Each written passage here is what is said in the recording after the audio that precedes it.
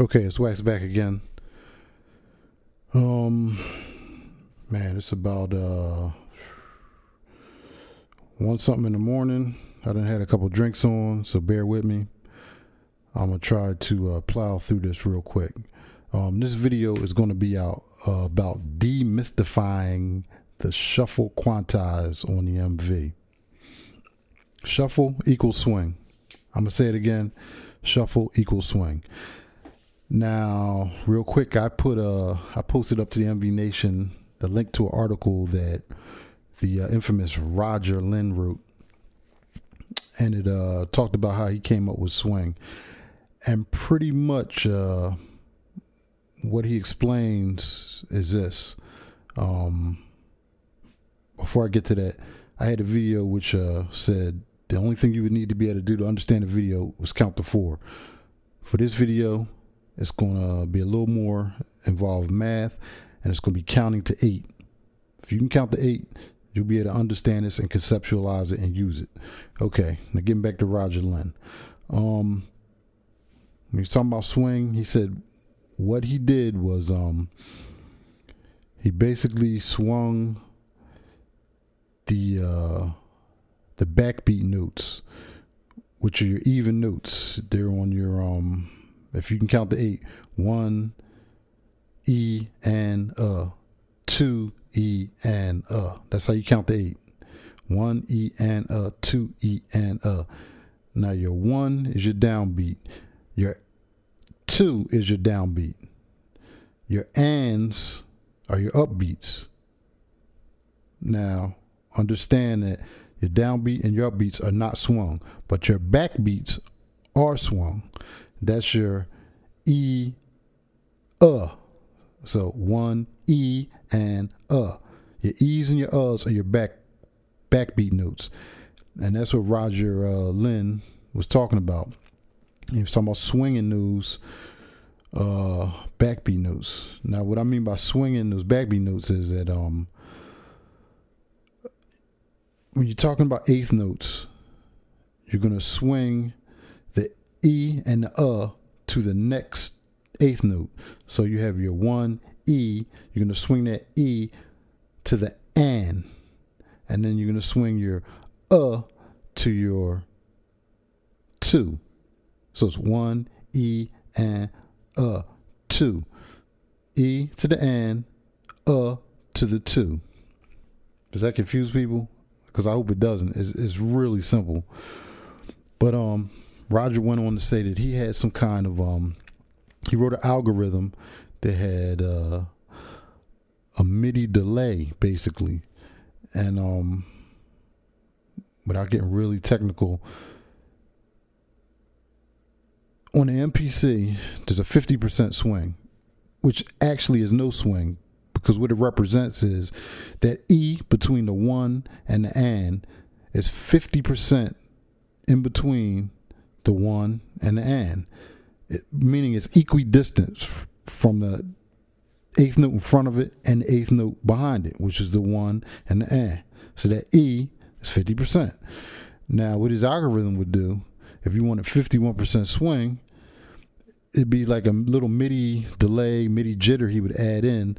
So now that E note is 51% away from the 1 and 49% away from the and you're just going up the line, 52%, 53%, 54%. And that's why you wouldn't see some tick movement when you looked at it, because BPM and there's only 96 ticks, and the math doesn't work out. So there was a MIDI delay algorithm, and that went from 50%, which was no swing, up to 75%, which is a hard swing. You really hear it swinging at 75%. Now, to get that out the way, because you can read the article, because I posted it on the MV Nation, I'm going to show you how this or how this all fits together MV wise. Basically, on your MV, Roland has an algorithm just like Roger Lynn had. I don't know if the algorithms are the same, but the concept is the same, which means it basically works the same.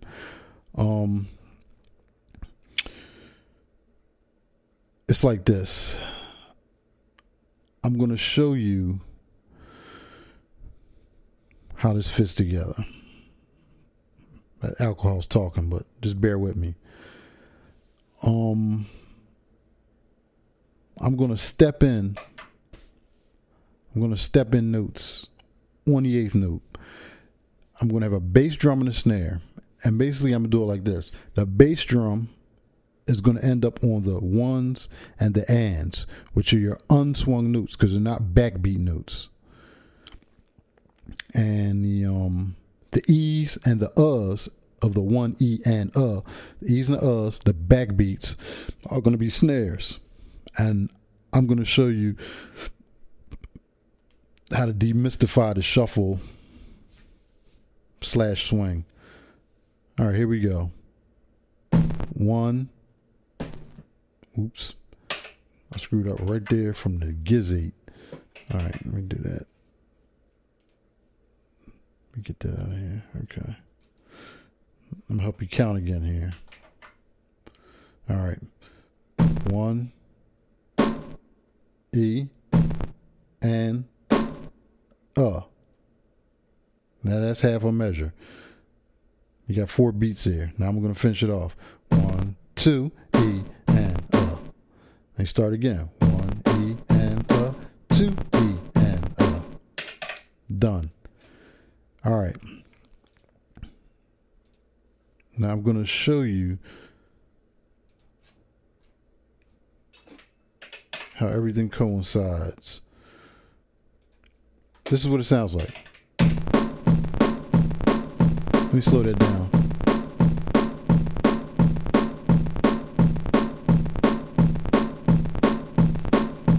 One E and 2 E and 1 E and 2 E and Now that's playing it straight. I mean, that's as perfect as it can be. Now I'm gonna put it on shuffle. 100% strength. Rate 50%. So that's 100%. And the rate is 50. Like on the MPC would be 50%. Now peep it. I'm going to turn it off.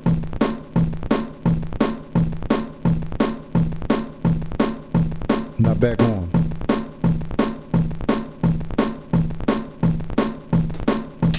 You don't hear a difference because the mathematics or the algorithm behind it is the same way. Your eighth notes at a 50% rate on your shuffle on the MV. Your the eighth notes are 50% in between. The swung notes are 50% between the one or the upbeat. I mean the downbeat and the and, which would be the upbeat. Okay, so we're going to start changing this. We're going to change the 50% to 55.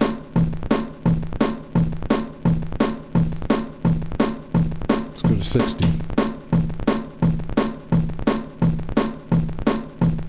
Oh, hold up. My bad.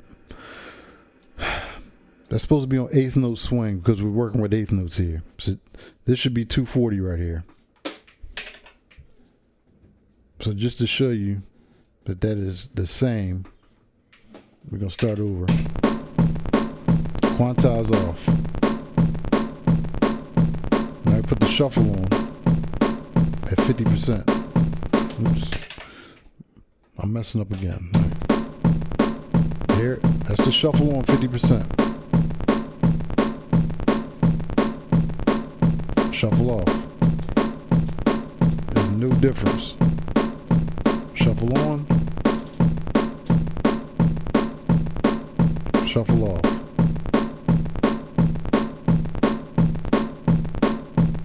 Shuffle back on. All right, now we're going to start moving this up. 55%. Go to like 60.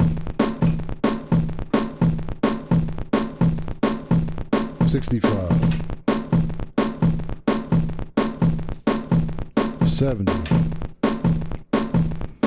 Do a hard MPC maximum swing, 75%.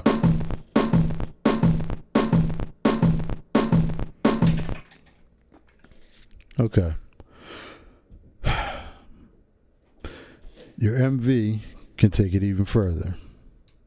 Let's go to 80%.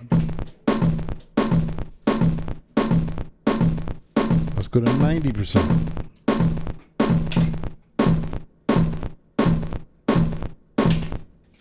$95.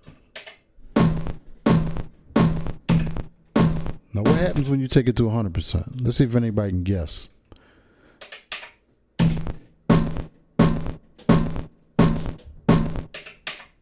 Did anybody catch that?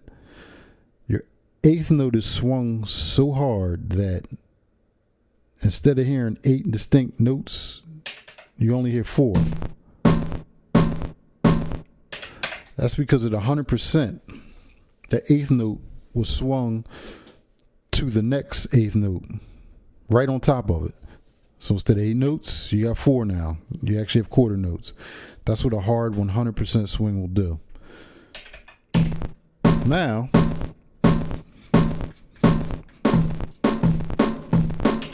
MV has something up his sleeve. You can go the other way. Let's go to 45%.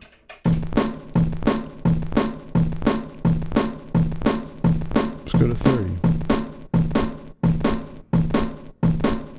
20. And if you go down to 0, what do you got? The note is swung totally, instead of being delayed to the following eighth note, it's pushed to the previous eighth note if you got 0%.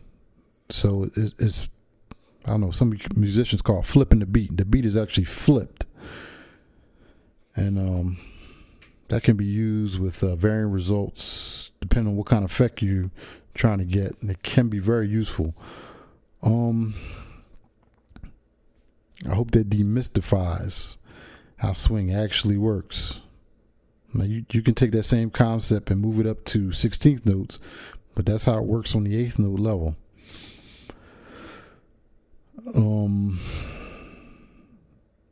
Again, I hope you can follow that whole concept. It's the exact same. I mean, Roger Lynn laid it out in that article, exactly what he was doing. And this is exactly the same thing that your MV does. It's just called something different. And the numbers, I mean, the whole 50 to 100 thing, if you understand it, 100% swings that note totally towards the next eighth note. And going the opposite way, going to 0%, swings it all the way to the previous eighth note, you're good. Now, where that would be practically applicable, I want to get into, because you can do some neat things with it, with some really simple kind of beats or patterns. You can do some, let me think here.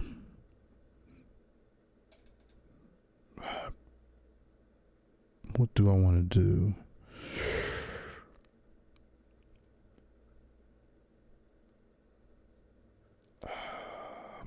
Okay.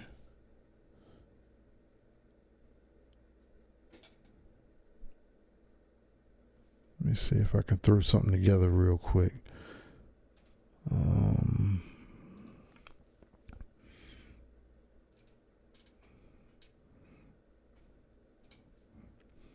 Throw some tracks together. I'll show you the power, how this works.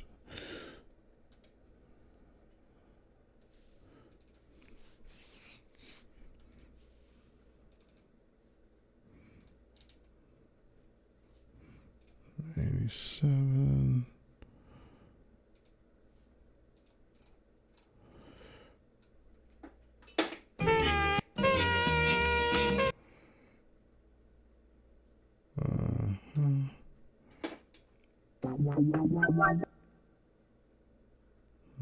Okay.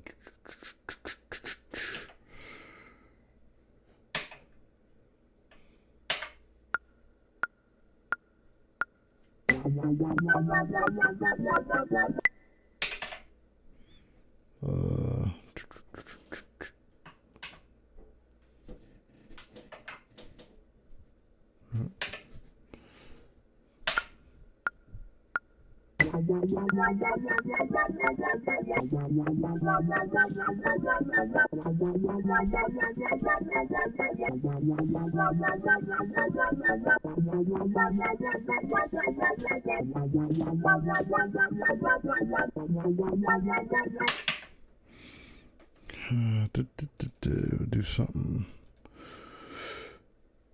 Okay.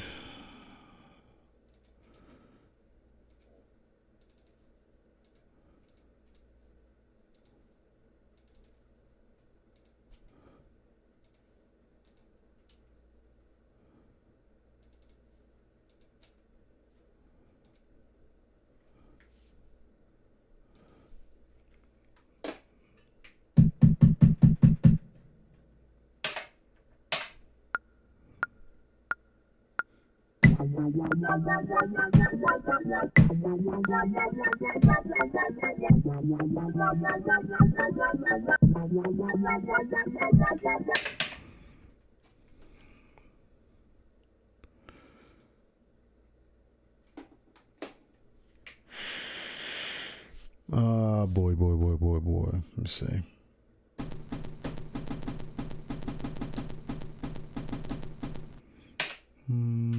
Let's see.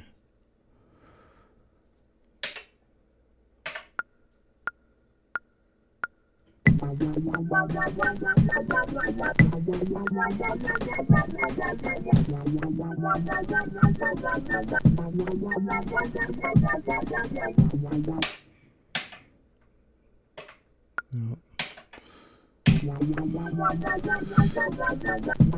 see if I get a little swing going on that. Shuffle thing.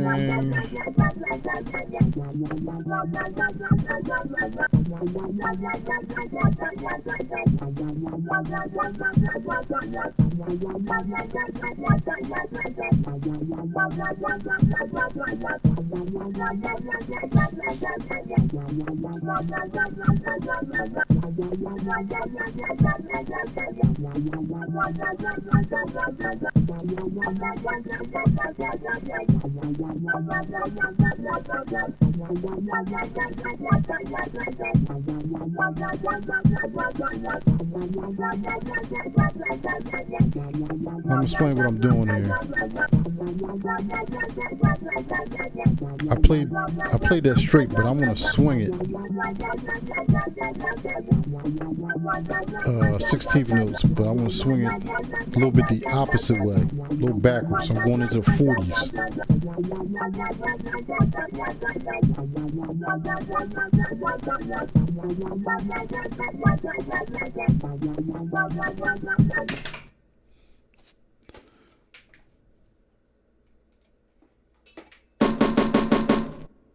All right.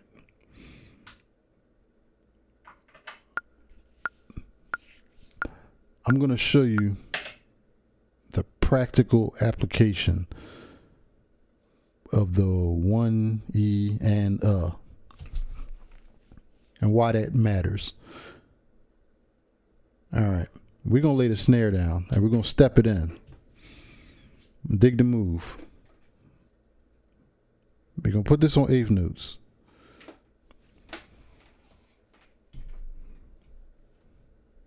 We're not going to put the snare on time. What we're going to do is we are going to put it on the We're going to put it on the So watch this. Here we go. 1, E, and snare. 2, E, and snare. 3, E, and snare. 4, E, and snare. Now let's see how that sounds.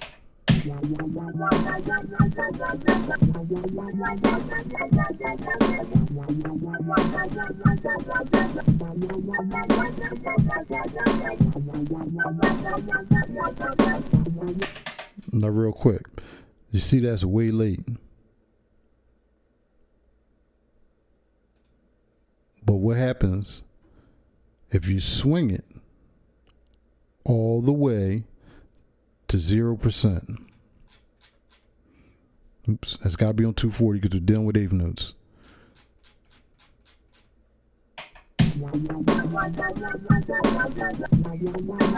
It swung totally to the preceding eighth note where it should be sounding right. Does that make sense? I hope that opens some eyes. Now check this out. What happens if I add a percent or two?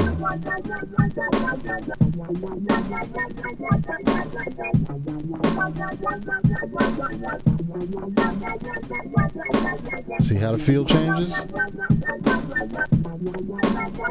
The snare is hitting late.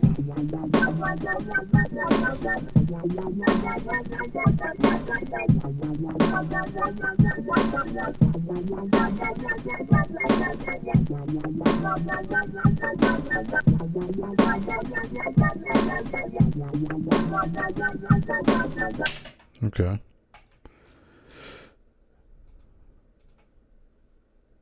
So I hope you can follow that part. Now, I'm going to do the same thing, but instead of the backbeat note, I'm going to use the E, which is one E and not the late one, but the early one. So here we go. One E and two E and oops, and one E and two E and now what does that sound like?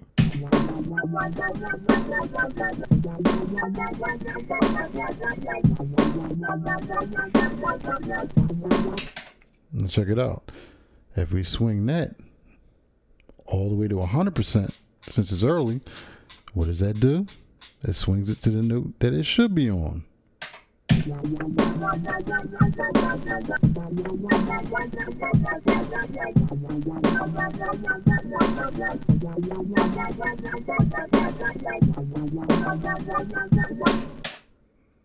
Now check this out. Suppose we lower the rate, which is going to push that note early a bit. What do we got?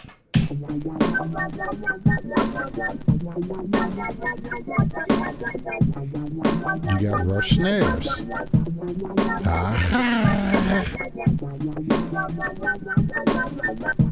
little faster.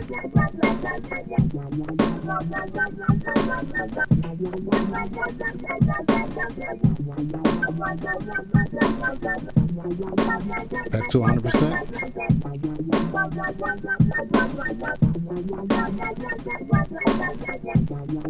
Take it down a little bit.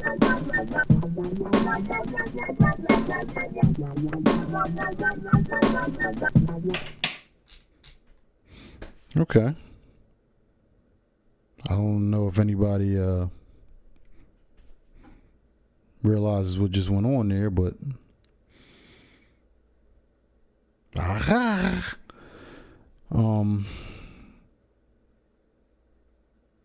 let's go back to the bass drum. There's a reason why I did that bass drum pattern, because the bass drum pattern does not fall on the 1 and the 2 on the downbeats. It falls on the 1 and the E. Where's it at?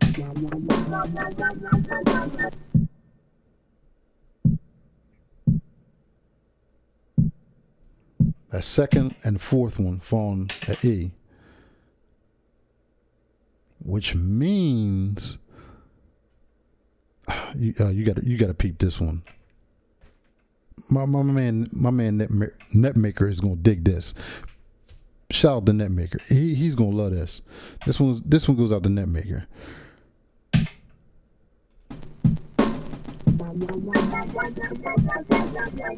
We're going to swing this a little bit here. Just the hi-hat. Then we're going to go to this bass drum. Now peep this. Remember, this second bass drum kick is on a backbeat. It's on the E. So I'm going to swing it.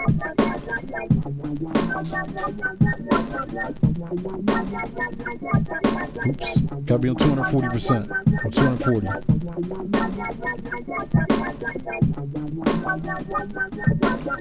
Hear that kick move? Just the second one and the fourth one. Now check this out. 100%.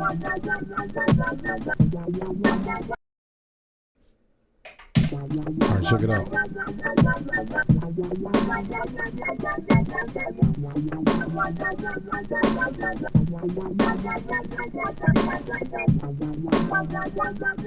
Hear me moving around the kick on the backbeat. Just the kick on the backbeat's moving.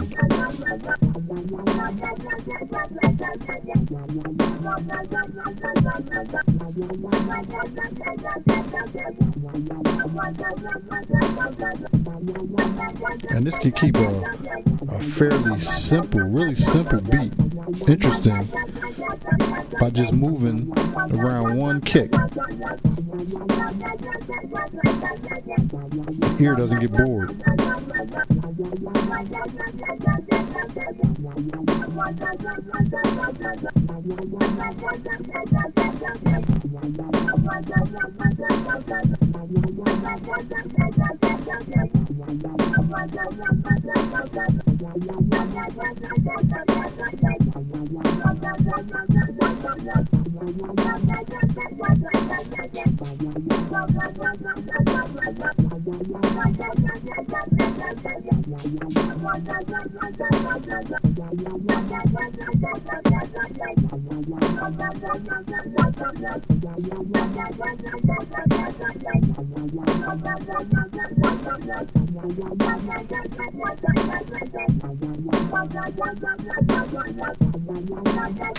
Okay.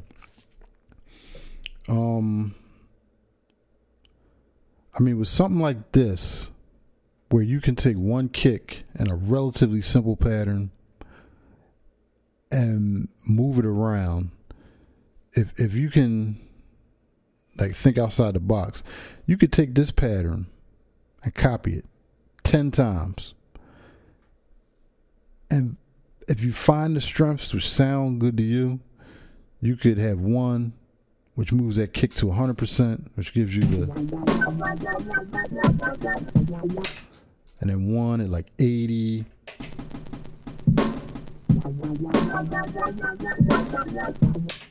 and then one around 67. And you get all those patterns and then chain them together, and just that one kick drum moving around in time will make a simple pattern sound more complex and more pleasing to the ear, because your ear will not get bored so quickly just by using the swing. I mean, just like I said, copy those patterns, change the swing on each one of those patterns on just that one kick drum track, where that one kick is on a backbeat, and you can make things happen. I hope this video has been kind of clear and concise, and that people can kind of grasp what's going on. Once you demystify what happens in the shuffle, what exactly happens, then it opens up a lot of things. Another thing I didn't get into, I always put my strength at 100. You have to look at the rate and the strength as the rate as a coarse tune and the strength as a fine tune. what I do is I try to get a rate that feels good, and then I fine tune it with the strength. I might back off it a little bit so it feels right. You know what I mean? So that's how I try to look at it. I didn't say that earlier, but that's, it's